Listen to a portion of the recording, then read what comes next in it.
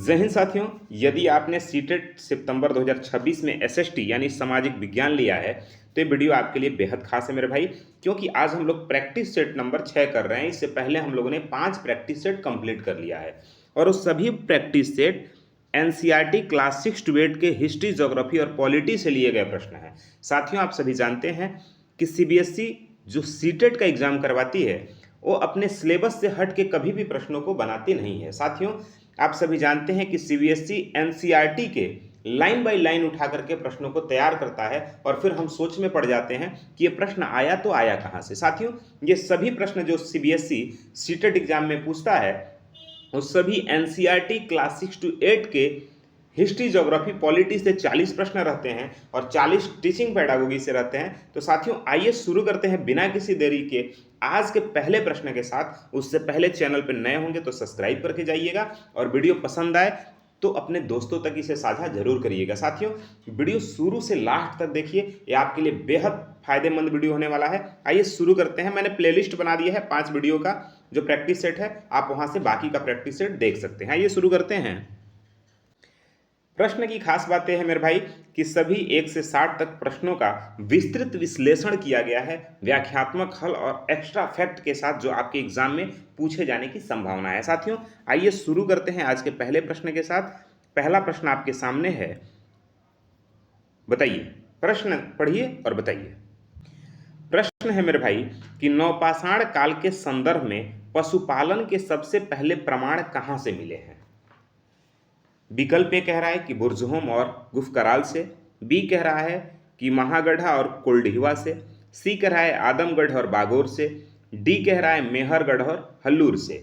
मेरे भाई, आपको सही विकल्प बताना है कि पशुपालन का पहला प्रमाण कहाँ से मिलता है। नवपाषाण काल के संदर्भ में ये बात हो रही है, ठीक है ना।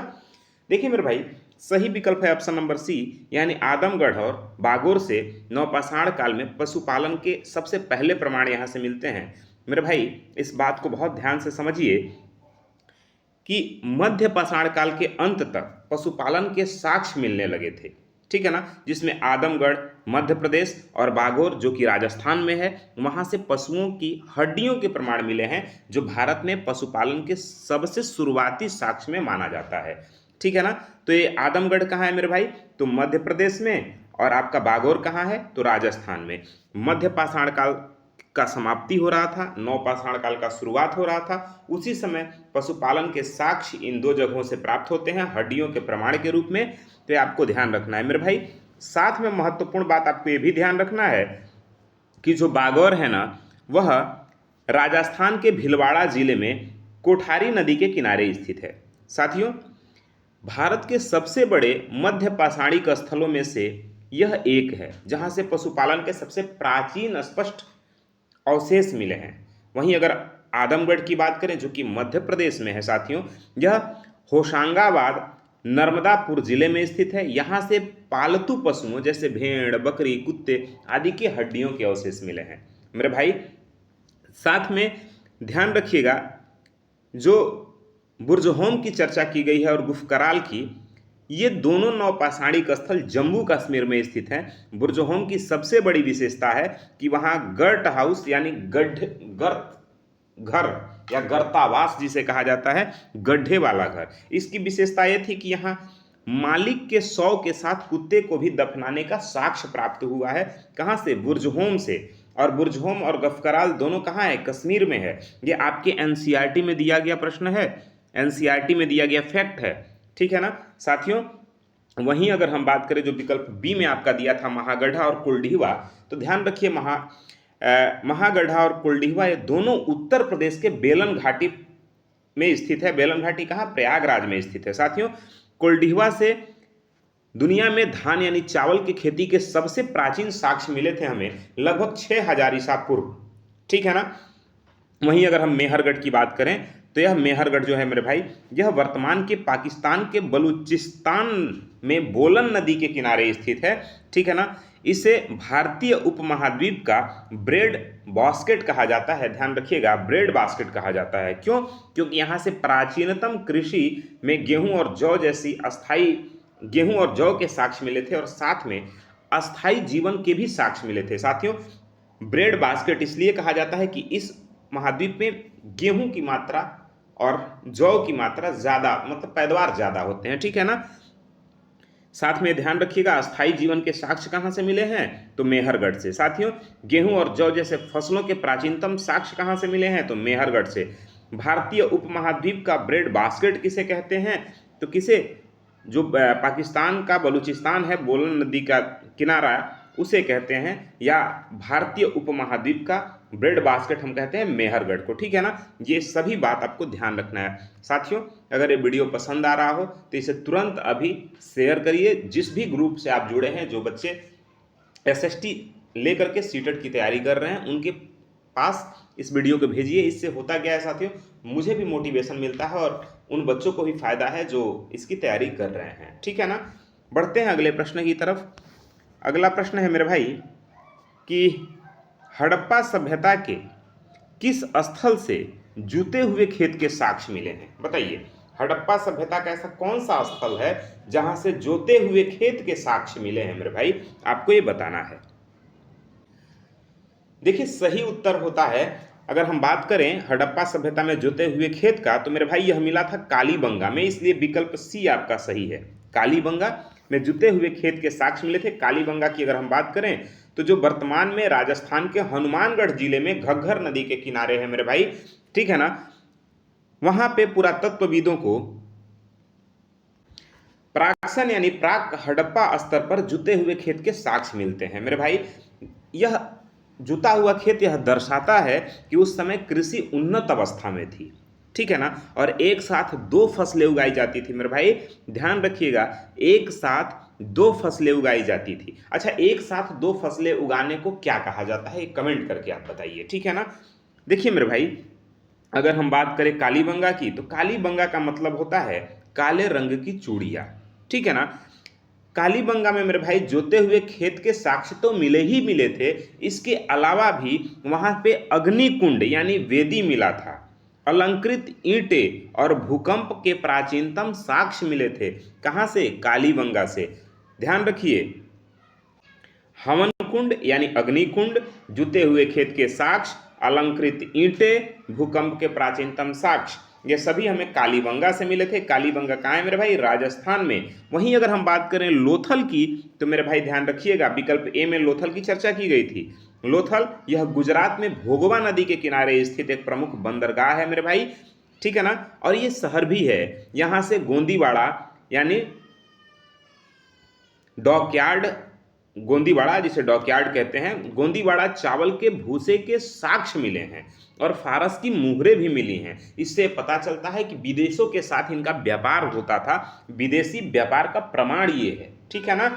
सवाल पूछा जाए मेरे भाई कि लोथल कहाँ है, तो जवाब दीजिएगा गुजरात में। लोथल किस नदी के किनारे है, तो जवाब होगा भोगवा नदी के किनारे। लोथल में क्या है, तो एक बंदरगाह हुआ करता था मेरे भाई। लोथल में किस चीज के साक्ष्य मिले हैं, तो लोथल में चावल के भूसे के साक्ष्य और फारस की मुहरें मिली हैं, ठीक है ना। ये आपको ध्यान रखना है। साथियों, अगर वहीं हम मोहनजोदड़ो की बात करें, जो कि विकल्प बी में आपके सामने था, तो ध्यान रखिए, सिंधी भाषा में मोहनजोदड़ो का मतलब होता है मृतकों का टीला मेरे भाई।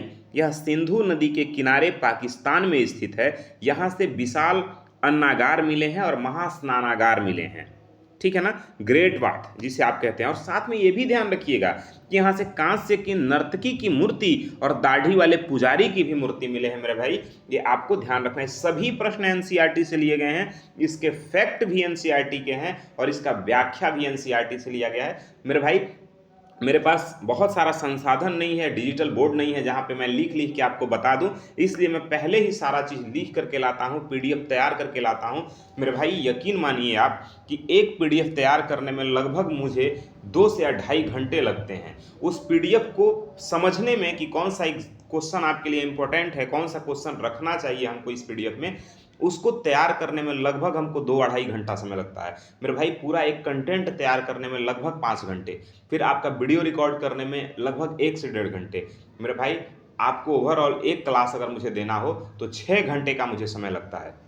साथ में स्कूल जा कर के आना भी है, वहाँ भी बोर्ड का एग्ज़ाम है बच्चों का, तो उनको भी देखना है। इसके बावजूद अगर हम आपके लिए कुछ कर रहे हैं तो मेरे भाई आपका भी फ़र्ज़ बनता है कि आप भी हमें सपोर्ट करें, अपना प्यार हमें दें, ठीक है ना?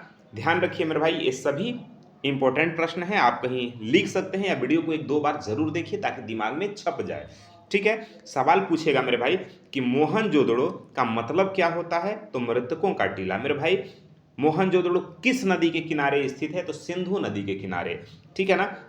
मोहनजोदड़ो वर्तमान में कहाँ है? तो वर्तमान के पाकिस्तान में स्थित है। साथियों, मोहनजोदड़ो से क्या-क्या साक्ष्य मिले हैं? तो अन्नागार, विशाल अन्नागार मिला है और विशाल महास्नानागार मिला है, जिसे ग्रेट बाथ कहा जाता है। साथियों, वहाँ से कांस्य की मूर्ति की प्रतिमा भी मिली है और दाढ़ी वाले पुजारी की मूर्ति भी मिली है। ये आपको ध्यान रखना है। वहीं अगर हम बात करें धौलावीरा की, तो मेरे भाई यह गुजरात के कच्छ के रण में स्थित है, ठीक है ना? गुजरात के कच्छ के रण में खादिर द्वीप पर स्थित है मेरे भाई। और यह यहाँ पे नगरों को 3 भागों में बांटा गया था, किगलार, मध्यम नगर और निचला नगर, ठीक है ना? इस तरह से विभाजित किया गया था। साथियों, यहाँ जो जल प्रबंधन प्रणाली था यह बड़ा उन्नत किस्म का था, ठीक है ना? जो वाटर मैनेजमेंट सिस्टम था वो बहुत बेहतरीन था। दुनिया का सबसे प्राचीन साइन बोर्ड भी यहीं से प्राप्त हुआ है। साइन बोर्ड यानी सूचना पट्ट कहाँ से मिला है? धौलावीरा से। धौलावीरा कहाँ है? गुजरात में। गुजरात में कहाँ है? कच्छ के रण में, ठीक है ना? और वहाँ कहाँ है? तो खादिर द्वीप पर स्थित है। साथियों, यहाँ के नगरों को कितने भाग में बांटा गया था? तो 3 भाग में। उन्नत जल प्रबंधन प्रणाली हमें कहाँ देखने को मिलती है? तो धौलावीरा में। साथियों, दुनिया का सबसे प्राचीन साइन बोर्ड कहाँ प्राप्त हुआ है?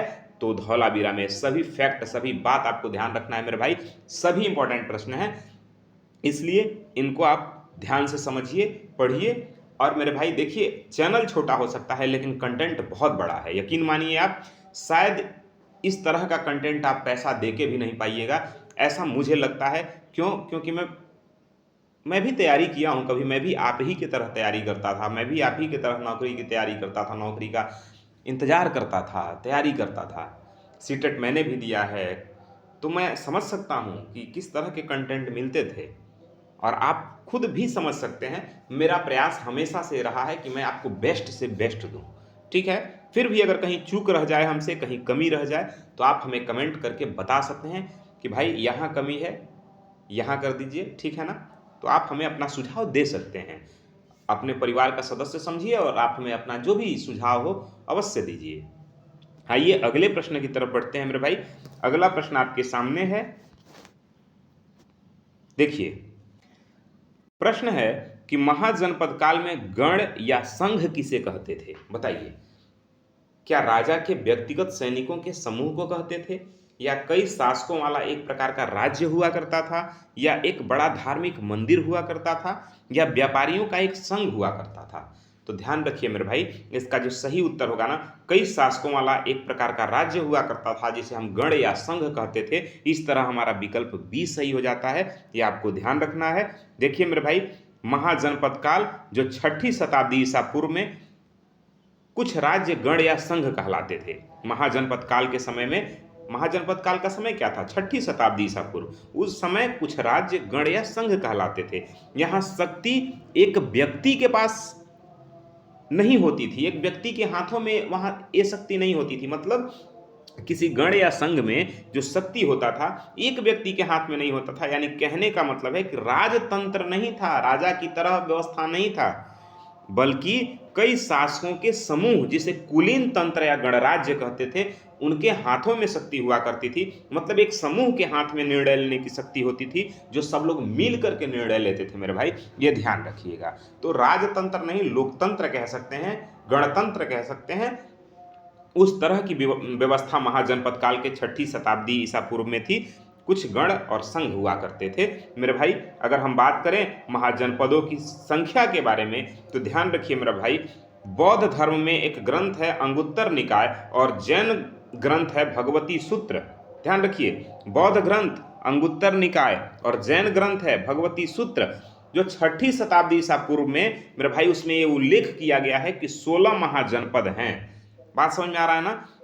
16 महाजनपदों का उल्लेख कहाँ प्राप्त होता है? तो बौद्ध ग्रंथ के अंगुत्तर निकाय में और जैन ग्रंथ के भगवती सूत्र में, जो 6ठी शताब्दी ईसा पूर्व में 16 महाजनपद थे उनका उल्लेख मिलता है। मेरे भाई, गणराज्य, अगर हम रिपब्लिक्स की बात करें तो 16 महाजनपदों में से अधिकांश राजतंत्र थे, लेकिन कुछ महत्वपूर्ण गणराज्य भी थे, जैसे वज्जी संघ जो वैशाली में, और मल्ल जो कुशीनगर में, और शाक्य जो कपिलवस्तु में, और कोलीय। ठीक है ना? वज्जी, मल्ल, शाक्य, कोलीय, ये सभी क्या थे मेरे भाई? तो ये गणराज्य थे।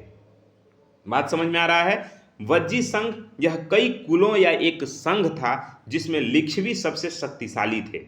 इसकी राजधानी वैशाली थी, जिसे विश्व का पहला गणतंत्र माना जाता है मेरे भाई, गणराज्य माना जाता है, ध्यान रखिएगा। राजतंत्रात्मक महाजनपद में मगध था, वत्स था, आवंती था, कौशल था। उस समय के सबसे शक्तिशाली राजतंत्र थे, जिसमें सबसे शक्तिशाली की बात करें तो मगध हुआ करता था। सबसे शक्तिशाली साम्राज्य के रूप में उभरा मगध, ध्यान रखिए। चलिए आगे बढ़ें अगले प्रश्न की तरफ। सवाल है मेरे भाई कि मिलिंद पन्हो किस बौद्ध भिक्षु और किस शासक के बीच का संवाद है? मिलिंद पन्हो एक संवाद है। अब आपको ये बताना है कि कौन से बौद्ध भिक्षुक और किस शासक के बीच का संवाद मिलिंद पन्हो कहा जाता है। तो मेरे भाई ध्यान रखिएगा। अच्छा, पूछ रहा है, विकल्प ए कह रहा है कि क्या यह आनंद और अशोक के बीच का संवाद था, या नागार्जुन और कनिष्क के बीच का संवाद था, नागा सेन और मीनांडर यानी मिलिंद जिन्हें कहा जाता है उनके बीच का संवाद था, या महाकश्यप और बिंबिसार के बीच का संवाद था। तो मेरे भाई ध्यान रखिए, यह नागसेन और मिनांडर यानी जिसे मिलिंद कहा जाता है उनके बीच के संवाद को मिलिंद पन्हो कहा गया है मेरे भाई, ये आपको ध्यान रखना है। देखिए, अगर हम बात करें मिलिंद पन्हो अर्थात मिलिंद के प्रश्न की, मिलिंद पन्हो का मतलब होता है मिलिंद के प्रश्न। पाली भाषा के एक अत्यंत महत्वपूर्ण बौद्ध ग्रंथ है, ठीक है ना? मिलिंद पन्हो जो है ना, वह पाली भाषा का बहुत महत्वपूर्ण बौद्ध ग्रंथ है, जिसमें बौद्ध भिक्षु नागसेन और हिंदू यूनानी इंडो ग्रीक के शासक मिनांडर, जिसे मिलिंद कहा जाता है, उनके बीच हुए बौद्ध दर्शन से संबंधित दार्शनिक संवाद को विस्तृत संग्रह के रूप में वहां इकट्ठा किया गया है साथियों, जिसे मिलिंद पन्हो कहा गया है, जो पाली भाषा में है, बौद्ध ग्रंथ है। यह नागसेन जो बौद्ध भिक्षु थे और यूनानी शासक मिलिंद थे, उनके बीच का संवाद है साथियों। अगर हम बात मिलिंद की करें, जिसे मिनांडर या मिलिंद दोनों कहा जाता है, मिलांडर भी कहा जाता है और मिलिंद भी कहा जाता है, यह बैक्ट्रिया का प्रसिद्ध यूनानी शासक था। बैक्ट्रिया, ध्यान रखिए, सिकंदर जब दुनिया जीतने निकला तो उसी के साथ ये मिलिंद नाम का एक व्यक्ति जो यूनानी शासक था, वह बैक्ट्रिया का प्रसिद्ध शासक था। बैक्ट्रिया एक जगह है, बैक्टीरिया और बैक्टीरिया में अंतर है, तो आप बैक्टीरिया मत समझिएगा, बैक्ट्रिया समझिएगा, ठीक है ना? वह बौद्ध धर्म से इतना प्रभावी हुआ मेरे भाई, जो मिलिंद था वह बौद्ध धर्म, पहले तो वह यूनानी शासक था, लेकिन वह बौद्ध धर्म से इतना प्रभावित हुआ कि उसने नागसेन से दीक्षा लेकर के बौद्ध धर्म अपना लिया। बात समझ में आ रहा है ना? अगर हम नागसेन की बात करें तो यह एक महान बौद्ध दार्शनिक और भिक्षु थे, जिन्होंने मिनांडर के कठिन और जटिल दार्शनिक प्रश्नों के संतोषजनक उत्तर दिए, जिससे प्रभावित होकर राजा ने बौद्ध धर्म स्वीकार किया। अगर हम विकल्प बी जो दिया था नागार्जुन और कनिष्क, अगर उनकी बात करें तो ध्यान रखिए मेरे भाई, नागार्जुन कनिष्क के दरबार के महान बौद्ध दार्शनिक थे, जिन्होंने शून्यवाद यानी माध्यमिक दर्शन का सिद्धांत दिया, शून्यवाद का प्रतिपादन किया। उन्हें भारत का आइंस्टीन भी कहा जाता है मेरे भाई। किसको? नागार्जुन को भारत का आइंस्टीन कहा जाता है, ध्यान रखिएगा। अच्छा, अगर हम बौद्ध संगतियों की बात करें, बौद्ध संगतियां जो हुई, तो उसकी अगर हम चर्चा करें मेरे भाई, तो आप ध्यान रखिए 3 बौद्ध संगतियां प्रमुख रूप से हुई। ध्यान रखिए, प्रथम बौद्ध संगति राजगृह में हुई, महाकश्यप की अध्यक्षता में, और यह अजात शत्रु के शासनकाल के समय हुई, ठीक है ना? अजात शत्रु के शासनकाल में महाकश्यप इसकी अध्यक्षता कर रहे थे, और प्रथम बौद्ध संगति हुई राजगृह में। सवाल पूछा जाएगा, आपको ध्यान रखना है, प्रथम बौद्ध संगति राजगृह में होती है, महाकश्यप की अध्यक्षता में होती है और अजातशत्रु के शासनकाल में होती है। सभी बात आपको दिल से लेकर दिमाग तक बैठा लेना है मेरे भाई, ठीक है ना। बात समझ में आ रहा है ना। तो सभी बात आप ध्यान रखिएगा। प्रथम बौद्ध संगति होती है राजगृह में, महाकश्यप की अध्यक्षता में, अजातशत्रु के शासनकाल में होती है। ये सब आपको ध्यान रखना है। द्वितीय बौद्ध संगति की अगर हम चर्चा करें, देखिए मेरे भाई, एक निदा फाजली की एक शेर है कि सफर में धूप तो होगी, जो चल सको तो चलो। आप निकले हैं चलने के लिए ना, तो हिम्मत है तो दिखाइए। निकले हैं टीचर बनने के लिए तो हिम्मत है तो करिए कि सफर में धूप तो होगी, जो चल सको तो चलो। सभी हैं भीड़ में, तुम भी निकल सको तो चलो, ठीक है ना। हाँ, अगर इस भीड़ में आ गए हैं तो हिम्मत दिखाइए और आगे निकल के दिखाइए। आप देखिए, ध्यान रखिए, द्वितीय बौद्ध संगति होती है, द्वितीय जो बौद्ध संगति हुई वैशाली में होती है मेरे भाई। बौद्ध भिक्षु थे, उनकी अध्यक्षता में हुई। नाम था सबकामी या सर्वकामी, या कहीं कहीं आपको मिलेगा सबकमीर, ठीक है ना, लेकिन नाम है सबकामी या सर्वकामी या सबकमीर, जो भी आए आप इसमें ध्यान रखिएगा। द्वितीय बौद्ध संगति होती है वैशाली में। बौद्ध भिक्षुक सर्वकामी की अध्यक्षता में या सबकमीर की अध्यक्षता में कालाशोक के शासनकाल में। ध्यान रखिएगा, किसके शासनकाल में मेरे भाई, तो कालाशोक के शासनकाल में होती है और लगभग 383 ईसा पूर्व में होती है, यानी 383 बीसी में होती है मेरे भाई, ठीक है ना। यह महात्मा बुद्ध के महापरिनिर्वाण के लगभग 100 वर्ष के बाद होती है। ये बात आपको ध्यान रखना है। मुख्य उद्देश्य इसका क्या था, तो बौद्ध भिक्षुओं के नियम यानी विनय पीटक में आए मतभेद और विवादों को सुलझाना, ठीक है। तो ये आपको ध्यान रखना है। आगे बढ़ते हैं। अगर हम बात करें तृतीय बौद्ध संगति की, तो यह आपके पाटलिपुत्र में होती है, ठीक है ना। मोगलीतिस के अध्यक्षता में और अशोक के शासनकाल में होती है।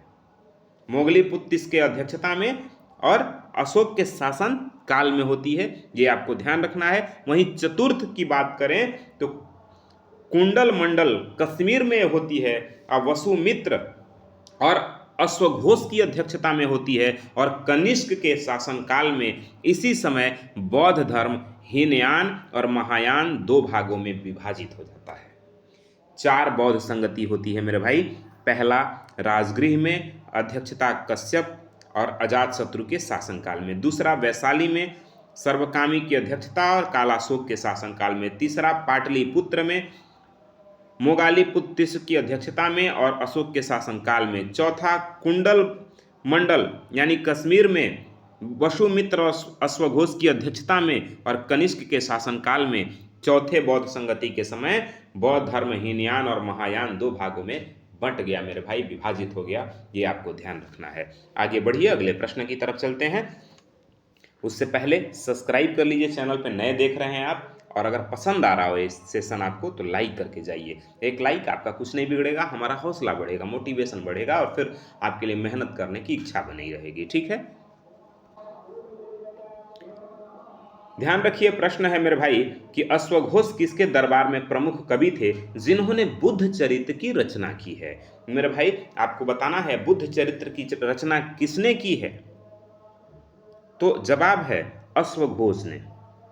बुद्ध चरित्र की रचना किसने की, अश्वघोष ने। अब सवाल ये है कि अश्वघोष किसके दरबार के प्रमुख कवि थे, तो मेरे भाई हमने अभी पढ़ा था कि कनिष्क के दरबार के।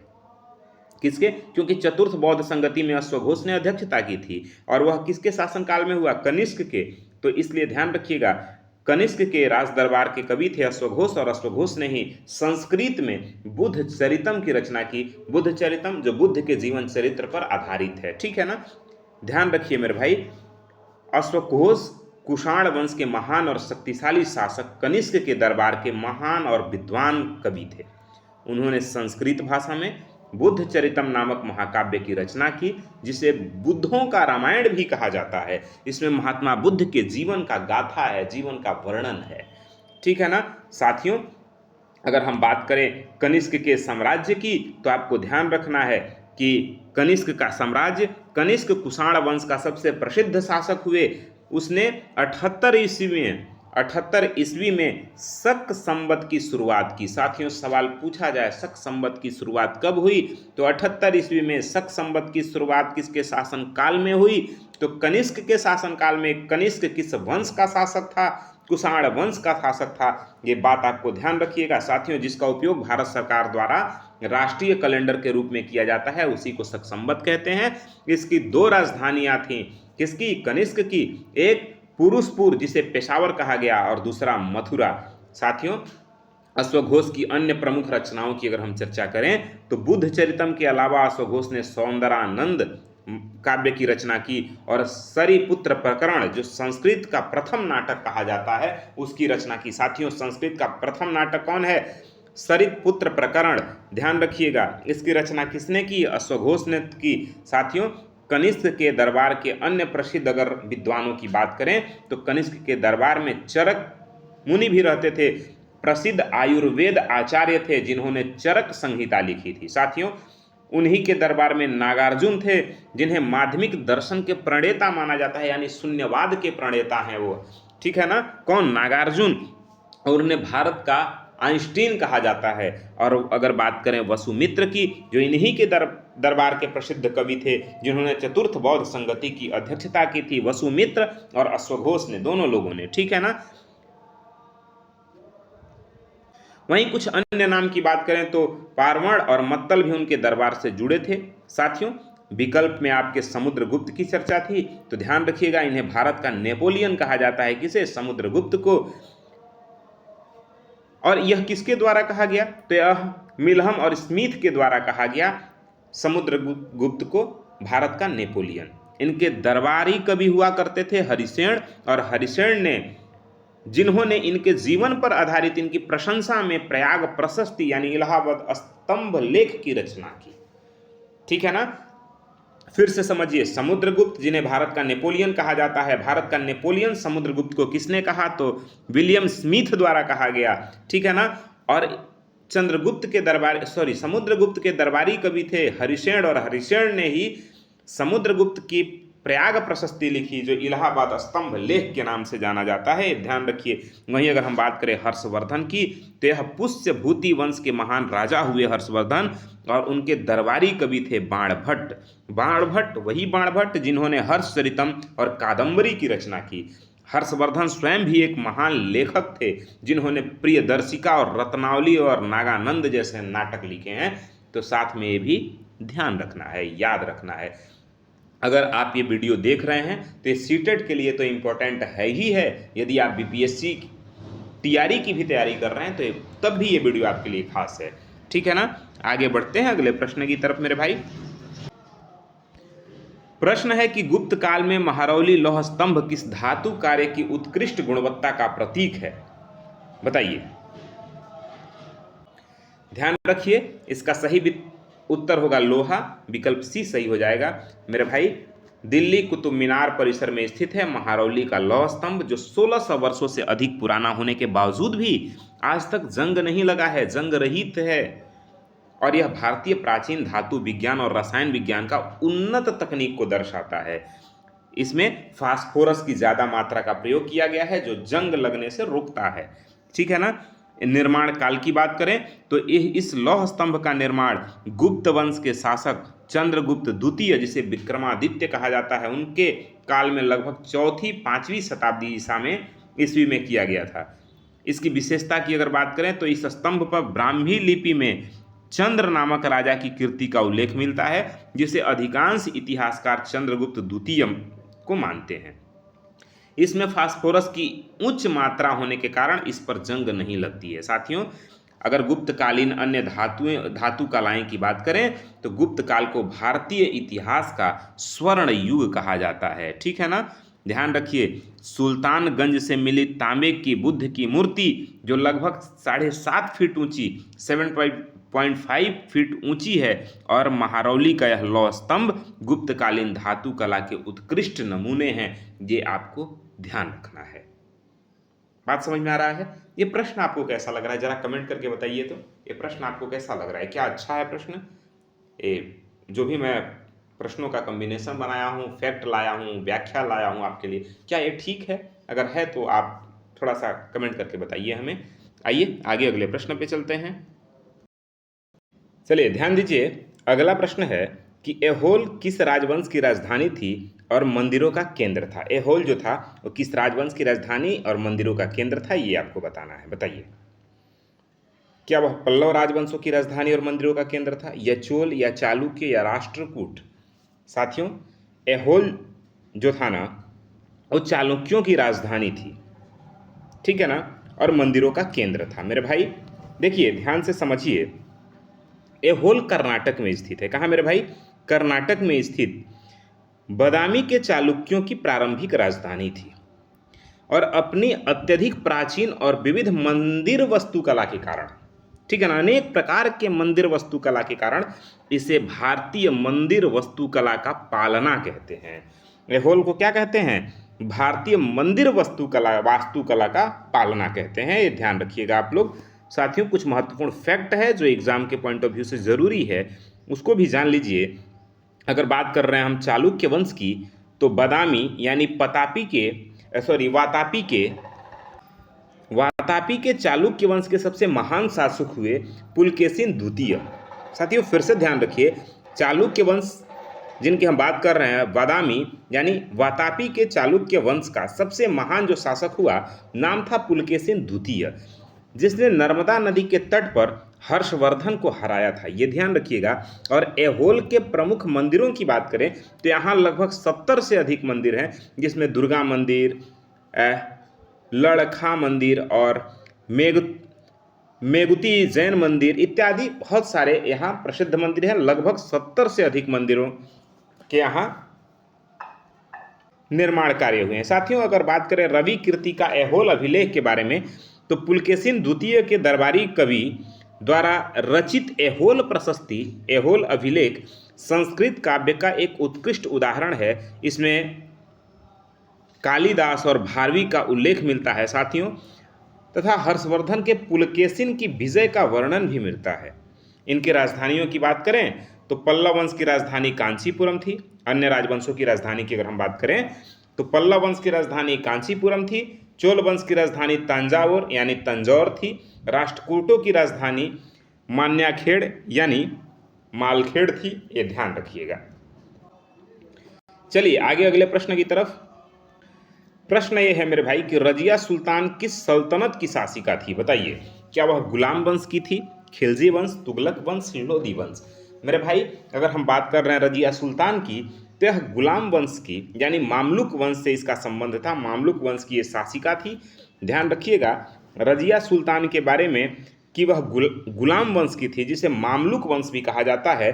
साथियों, वह इल्तुतमिश की पुत्री थी और 1236 से लेकर के 1240 ईस्वी तक दिल्ली पे शासन की, दिल्ली की शासिका रही। साथियों, वह मध्यकालीन भारत की पहली और अंतिम महिला मुस्लिम शासिका थी।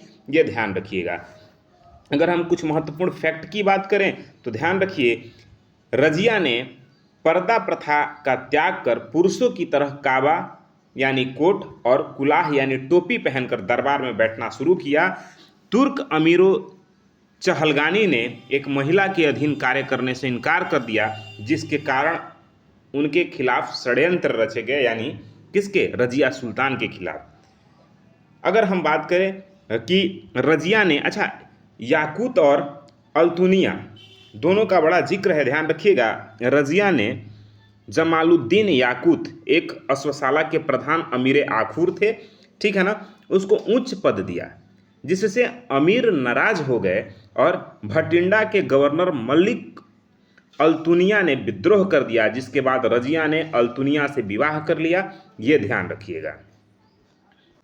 हुआ क्या था मेरे भाई कि जमालुद्दीन याकूत थे, उनको रजिया सुल्तान ने एक बड़ा पद दे दिया। कौन सा बड़ा पद? उन्हें अश्वशाला का प्रधान नियुक्त कर दिया।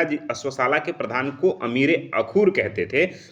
तो इससे मतलब जमालुद्दीन याकूत को जब ये बड़ा पद मिला तो जो अमीर लोग थे वो नाराज हो गए और उन्होंने क्या किया कि भटिंडा के गवर्नर थे मलिक अल्तुनिया, उनको कह करके उससे विद्रोह करवा दिया, जिसके बाद रजिया ने क्या किया कि अल्तुनिया से विवाह कर लिया, ठीक है ना। ये ध्यान रखिएगा। साथ में 1240 ईस्वी में कैथल के पास डाकुओं द्वारा क्या किया किया गया कि रजिया और अल्तुनिया दोनों की हत्या कर दी गई और गुलाम वंश के अन्य शासक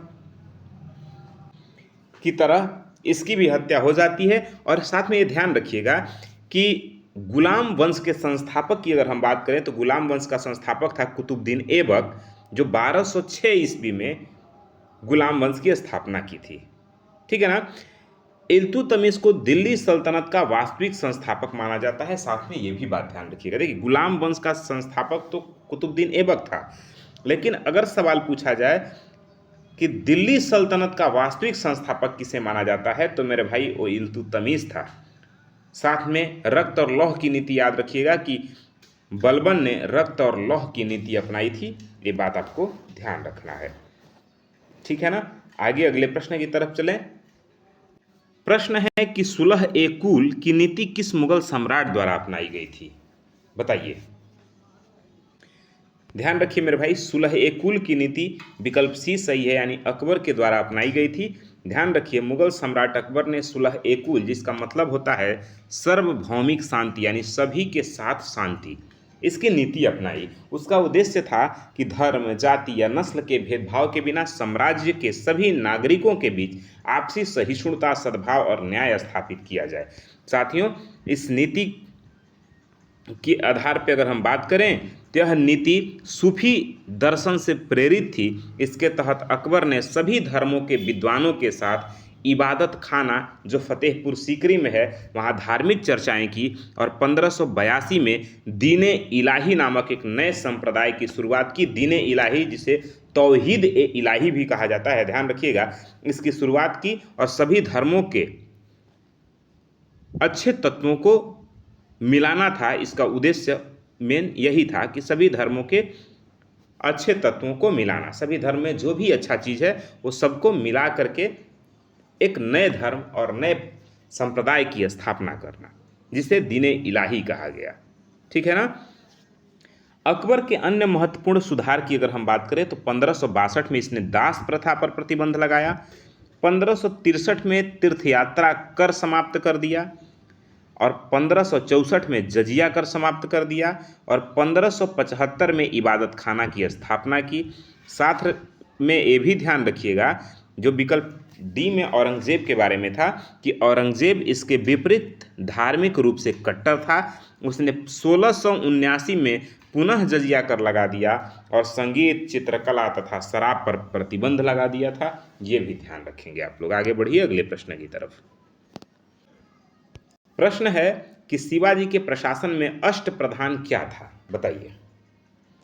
अष्टप्रधान क्या होता था? तो मेरे भाई 8 मंत्रियों का जो परिषद था उसे अष्टप्रधान कहा जाता था। ध्यान रखिए, शिवाजी महाराज, छत्रपति शिवाजी महाराज की केंद्रीय प्रशासनिक व्यवस्था में 8 मंत्रियों की एक परिषद थी, जो राजा को प्रशासनिक, वित्तीय और सैन्य मामलों में सलाह देती थी। हालांकि प्रत्येक मंत्री सीधे तौर पे राजा के प्रति उत्तरदायी होता था। ठीक है। कुछ महत्वपूर्ण फैक्ट की अगर हम बात करें, अष्टप्रधान की चर्चा करें तो ध्यान रखिएगा, सवाल कभी कभी पूछ देता है। अष्टप्रधान के प्रमुख मंत्री, उनके कार्य की बात करें तो सबसे ऊपर जो होता था, जिसे पेशवा कहा जाता था, ठीक है ना। पेशवा का मतलब प्राइम मिनिस्टर होता था। प्रधानमंत्री जो सामान्य प्रशासन और वित्त की देखरेख करता था। उसके बाद अमात्य होता था, जिसे मजमुदार कहा जाता था, जो वित्त मंत्री होता था, राजस्व का लेखा जोखा देखता था। ठीक है ना। उसके बाद वाक्य नवीस मंत्री, ठीक है ना, जो गृह मंत्री राजा के दैनिक कार्य और दरबार की सुरक्षा का रिकॉर्ड रखता था। उसके बाद सचिव, जिसे सुरनवीस भी कहा जाता था, जो राजकीय पत्र व्यवहार और पत्राचार विभाग संभालता था। उसके बाद सुमंत होता था, जिसे दवीर भी कहा जाता था, जो विदेश मंत्री होता था, युद्ध और शांति के मामलों में राजदूतों की देखरेख करना। उसके बाद सेनापति, जिसे सर ए नौबत कहा जाता था, जो सेना प्रमुख होता था। उसके बाद पंडित राव, जो धार्मिक कार्य और दान के आचार विचार का विभाग संभाले। उसके बाद न्यायाधीश, जो न्याय विभाग का मुख्य अधिकारी हो, दीवानी या फौजदारी किसी भी तरह का मामला हो। विशेष तथ्य यह है कि पेशवा पद को छोड़कर अष्टप्रधान के बाकी सभी मंत्रियों को सैनिक कार्य भी करने पड़ते थे। पेशवा पद बाद में बालाजी विश्वनाथ के समय से मराठा साम्राज्य में सबसे शक्तिशाली हो गया था। ठीक है ना। चलिए आगे बढ़ते हैं अगले प्रश्न की तरफ। बताइए कि वर्नाक्यूलर प्रेस एक्ट किस वायसराय के कार्यकाल में पारित हुआ। बताइए वर्नाक्यूलर प्रेस एक्ट किस वायसराय के कार्यकाल में पारित हुआ था। ध्यान रखिए मेरे भाई, इसका सही उत्तर होगा लॉर्ड लीटन, विकल्प सी सही है। लॉर्ड लीटन के कार्यकाल में वर्नाक्यूलर प्रेस एक्ट पारित किया गया था। ध्यान रखिए, भारतीय भाषाओं जो क्षेत्रीय भाषाओं में समाचार पत्र होते थे, तो समाचार पत्रों की स्वतंत्रता को कुचलने और ब्रिटिश नीतियों की आलोचना को रोकने के लिए लॉर्ड लीटन ने क्या किया। लॉर्ड लीटन के कार्यकाल में 1878 में वर्नाक्यूलर प्रेस एक्ट, जिसे गैंगिंग एक्ट भी कहा जाता है, उसको पारित किया गया था। साथियों कुछ महत्वपूर्ण फैक्ट है वो ध्यान रखिएगा कि इस अधिनियम के तहत जिला मजिस्ट्रेट को यह अधिकार दिया गया था कि वह किसी भी भारतीय भाषा के समाचार पत्र से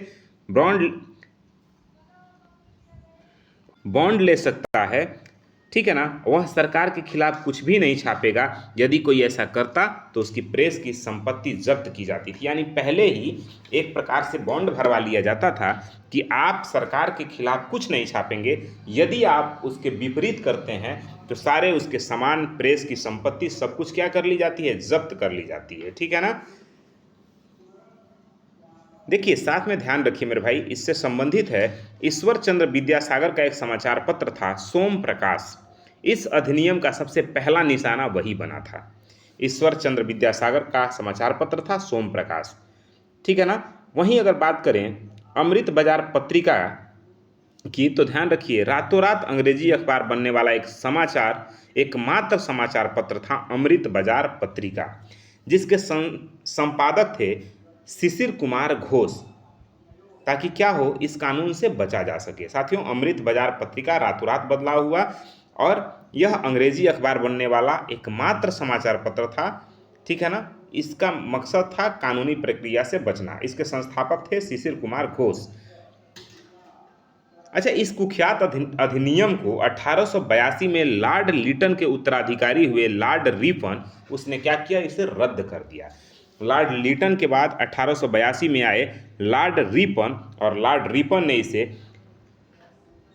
इस जो वर्नाक्यूलर प्रेस एक्ट था इसे समाप्त कर दिया, रद्द कर दिया। इसलिए लॉर्ड रिपन को भारतीय प्रेस का मुक्तिदाता कहा जाता है, ये भी ध्यान रखिएगा।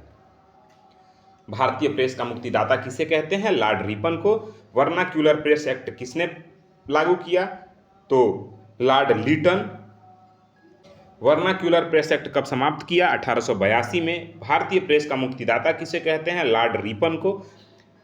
सोम प्रकाश समाचार पत्र के संस्थापक कौन थे, ईश्वर चंद्र विद्यासागर। अमृत बाजार पत्रिका के संपादक कौन थे, शिशिर कुमार घोष। ये सारी बात आप ध्यान रखिएगा। आगे बढ़िए अगले प्रश्न की तरफ।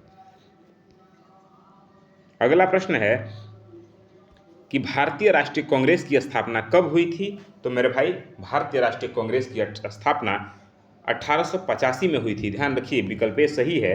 देखिए भारतीय राष्ट्रीय कांग्रेस की अगर स्थापना की बात करें तो 28 दिसंबर 1885 को बॉम्बे यानी मुंबई के गोकुल दास तेजपाल संस्कृत कॉलेज में इसकी स्थापना की गई। 28 दिसंबर 1885 को। इसका संस्थापक और पहले अधिवेशन की बात करें तो इसकी स्थापना एक सेवानिवृत्त ब्रिटिश अधिकारी एवो ह्यूम के द्वारा की गई थी, ठीक है ना। इसके प्रथम अधिवेशन के अध्यक्ष थे व्योमेश चंद्र बनर्जी यानी WC बनर्जी, जिसमें कुल 72 प्रतिनिधियों ने भाग लिया था। इसके प्रारंभिक नेता की बात करें, प्रमुख प्रारंभिक नेता की, जिसे उदारवादी चरण कहा गया 1885 से 1905 तक, तो जिसमें दादा भाई नौरोजी का नाम प्रमुखता से लिया जाता है। दादा भाई नौरोजी, वही दादा भाई नौरोजी जिन्हें grand old man of India के नाम से जाना जाता है। साथियों दूसरा नाम आता है फिरोज शाह मेहता का, उसके बाद सुरेंद्र नाथ बनर्जी का, और फिर गोपाल कृष्ण गोखले का। अच्छा सवाल ये है, कमेंट बॉक्स में जरूर बताइएगा कि गांधी जी के राजनीतिक गुरु कौन थे। सवाल है, कमेंट करके आपको बताना है कि गांधी जी के राजनीतिक गुरु का नाम क्या है। साथियों अगर हम वहीं बात करें 1905 की, तो लॉर्ड कर्जन द्वारा बंगाल विभाजन की घोषणा की गई थी 1905 में, जिसके विरोध में 7 अगस्त 1905 को स्वदेशी आंदोलन शुरू हुआ, बहिष्कार आंदोलन शुरू हुआ। ठीक है ना। वहीं अगर हम बात करें 1919 की, तो 1919 रॉलेट एक्ट पारित हुआ, ठीक है ना। 1919 में रॉलेट एक्ट आया, रॉलेट एक्ट पारित हुआ। 13 अप्रैल 1919 को जलियांवाला बाग हत्याकांड भी हुआ था, ये भी आपको ध्यान रखना है। जलियांवाला बाग हत्याकांड 13 अप्रैल 1919 को। इसी जलियांवाला बाग हत्याकांड से दुखी होकर के रविंद्रनाथ टैगोर ने नाइटहुड की उपाधि को वापस कर दिया था। नाइटहुड की उपाधि को किसने वापस किया था? तो गुरु रविंद्रनाथ टैगोर। साथ में आप ये कमेंट करके बताइए, ऐसा कौन सा लेखक और राइटर हुआ जिसके किताब से लिखा हुआ राष्ट्रगान एक से अधिक देशों में गाया जाता है? सवाल फिर से सुनिए, ऐसा कौन सा राइटर लेखक कवि हुआ जिसके किताब से लिखा हुआ लेख दो दो देशों का राष्ट्रगीत बन गया, या एक से अधिक देशों का राष्ट्रगान बन गया? बात समझ में आ रहा है? ऐसा कौन सा लेखक राइटर हुआ जिसके किताब से लिखा हुआ लेख 2 देशों का राष्ट्रगीत बन गया? बताइए, कमेंट करके बताइए। आगे बढ़िए अगले प्रश्न की तरफ।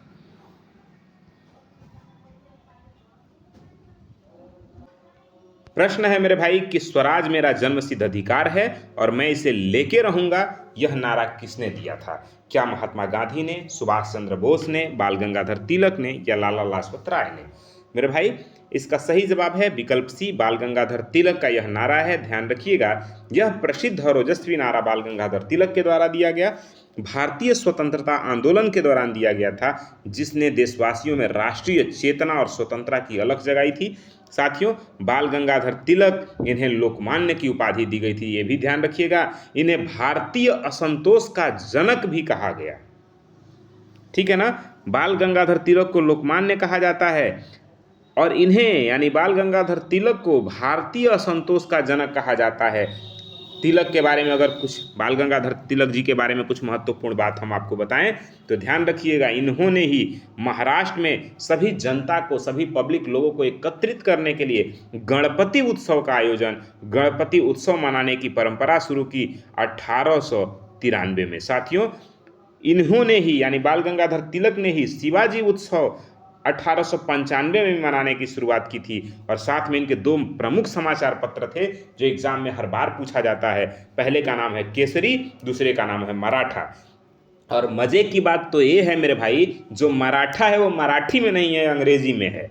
मराठा समाचार पत्र इनका अंग्रेजी में प्रकाशित होता था और केसरी मराठी में प्रकाशित होता था। दोनों बात ध्यान रखिएगा, वेरी वेरी वेरी इंपॉर्टेंट है, एग्जाम में पूछा जाता रहा है, हमेशा से प्रश्न पूछा जाता है, चाहे वो बीपीएससी टीआरई का एग्जाम हो, सीटेट का एग्जाम हो, यूपी टेट का एग्जाम हो, किसी भी एग्जाम में जब ये प्रश्न इस तरह के आते हैं बाल गंगाधर तिलक जी से, तो ये प्रश्न जरूर पूछा जाता है, क्योंकि विद्यार्थी इसमें कंफ्यूज हो जाते हैं। पूछता है मराठा समाचार पत्र किस भाषा में प्रकाशित होता था, तो सट से लोग मार देते हैं मराठी भाषा। नहीं मेरे भाई, मराठा अंग्रेजी में प्रकाशित होता था और केसरी मराठी में प्रकाशित होता था। बाल गंगाधर तिलक ने ही अप्रैल 1916 में होम रूल लीग की शुरुआत पुणे से की थी, ये भी ध्यान रखिएगा। और अन्य महत्वपूर्ण नारों की अगर हम चर्चा करें तो ध्यान रखिए, सुभाष चंद्र बोस का एक बहुत महत्वपूर्ण नारा है कि तुम मुझे खून दो, मैं तुम्हें आज़ादी दूंगा। ये नारा किसका है? सुभाष चंद्र बोस का। महात्मा गांधी जी ने नारा दिया था करो या मरो। लाला लाजपत राय ने नारा दिया था साइमन कमीशन वापस जाओ। आप सभी जानते हैं कि लाला लाजपत राय की साइमन कमीशन के विरोध में लाठी लगने से उनकी मृत्यु हो गई थी और उन्होंने ही ये नारा दिया साइमन कमीशन वापस जाओ, गो साइमन गो। ठीक है ना। आगे अगले प्रश्न की तरफ चलते हैं। प्रश्न ये है, जलियांवाला बाग हत्याकांड किस वर्ष हुआ था? बताइए। ध्यान रखिए मेरे भाई, जलियांवाला बाग हत्याकांड 1919 में हुआ था, विकल्प ए सही है। देखिए मेरे भाई, जलियांवाला बाग हत्याकांड 13 अप्रैल 1919 को पंजाब के अमृतसर में हुआ। यह दिन वैसाखी का पर्व था और लोग शांतिपूर्ण सभा करने के लिए क्या हुए थे? एकत्रित हुए थे। ठीक है ना। अगर घटना के कारण की हम बात करें तो घटना के महत्वपूर्ण जो कारण है मेरे भाई, वह यह है कि डॉक्टर सैफुद्दीन किचलू और डॉक्टर सत्यपाल कि ब्रिटिश सरकार द्वारा रॉलेट एक्ट के विरोध में की गई गिरफ्तारी के विरोध में यह जनसभा आयोजित की गई थी। साथियों, मैं फिर से आपको बता दूं, ध्यान रखिए मेरे भाई, 13 अप्रैल 1919 को पंजाब के अमृतसर में वैसाखी पर्व के दिन सभी पंजाब वासी वहाँ पे शांतिपूर्ण सभा का आयोजन किए थे। सभा का आयोजन करने का जो कारण था वह था डॉक्टर सैफुद्दीन किचलू और डॉक्टर सत्यपाल, इन दोनों की गिरफ्तारी हो गई थी। गिरफ्तारी ब्रिटिश सरकार द्वारा की गई थी और इसलिए की गई थी क्योंकि ब्रिटिश सरकार द्वारा एक एक्ट पारित किया गया था, नाम था रॉलेट एक्ट। उसी रॉलेट एक्ट के विरोध में ये लोग विरोध प्रदर्शन कर रहे थे, जिसमें इनकी गिरफ्तारी हो गई और इनके गिरफ्तारी के विरोध में यह सभा का आयोजन हुआ था। ठीक है ना। और फिर हुआ क्या मेरे भाई, ब्रिगेडियर जनरल डायर ने सैनिकों के साथ आकर पूरे बाग को एक, उसमें जो जहां लोग इकट्ठा हुए थे जलियांवाला बाग, उस बाग में मात्र एक दरवाज़ा था निकलने के लिए, एक निकास द्वार था, जिसको उसने बंद करवा दिया और बिना किसी चेतावनी के निहत्थे लोगों पर आंधाधुंध फायरिंग करवा दी, जिससे सैकड़ों लोग मारे गए मेरे भाई, सैकड़ों लोग शहीद हो गए। और इस नरसंहार के विरोध में रविंद्रनाथ टैगोर ने अंग्रेजों द्वारा दी गई सर की उपाधि यानी नाइटहुड की उपाधि को वापस लौटा दिया। और इस घटना के जांच के लिए जब ये घटना घटित हुई तो लोगों ने विरोध प्रदर्शन किया, विरोध में खड़े हुए। तब अंग्रेजी सरकार ने, ब्रिटिश सरकार ने इस घटना के जांच के लिए हंटर आयोग का गठन किया था, जिस उधम सिंह ने बाद में लंदन जाकर जनरल डायर की हत्या करके इस नरसंहार का बदला लिया।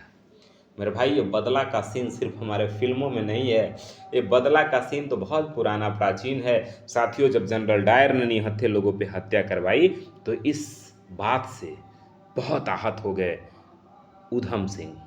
उधम सिंह जी ने क्या किया कि भारत के पंजाब से निकल के लंदन पहुंचे और जाकर उसने जनरल डायर को मार करके अपने लोगों की हत्या का बदला लिया। ये बात ध्यान रखिए, ये वो क्रांतिकारी लोग थे जिनके वजह से आज आप और हम सभी सुरक्षित हैं, चैन की सांस लेते हैं, अपने आप पढ़ रहे हैं, हम पढ़ा रहे हैं, हम अच्छे से जी पा रहे हैं। इन्हीं लोगों का त्याग है, बलिदान है मेरे भाई। अगर आप वीडियो यहाँ तक देखते आए हैं तो मेरा आपसे एक रिक्वेस्ट है, कमेंट बॉक्स में जय हिंद जरूर लिखिएगा। जय हिंद कमेंट बॉक्स में जरूर लिखिए। उन सभी शहीद, खासकर हमारे उधम सिंह जी के लिए मज़ा आ गया देख के, जिसने अपने लोगों के, हमारे लोगों के हत्या का बदला लेने के लिए जनरल डायर से भिड़ गए जाकर और उसकी हत्या करके लंदन। ठीक है ना, ध्यान रखिए। चलिए आगे बढ़ते हैं अगले प्रश्न की तरफ। तो अगला प्रश्न है मेरे भाई, सती प्रथा को समाप्त करने में राजा राममोहन राय के साथ किस ब्रिटिश गवर्नर जनरल ने महत्वपूर्ण भूमिका निभाई थी? बताइए। देखिए, सती प्रथा को समाप्त करने में राजा राममोहन के साथ मिलकर के लॉर्ड विलियम बेटिक ने इस प्रयास को पूरा किया, यानी सती प्रथा को समाप्त किया। विकल्प बी सही है मेरे भाई।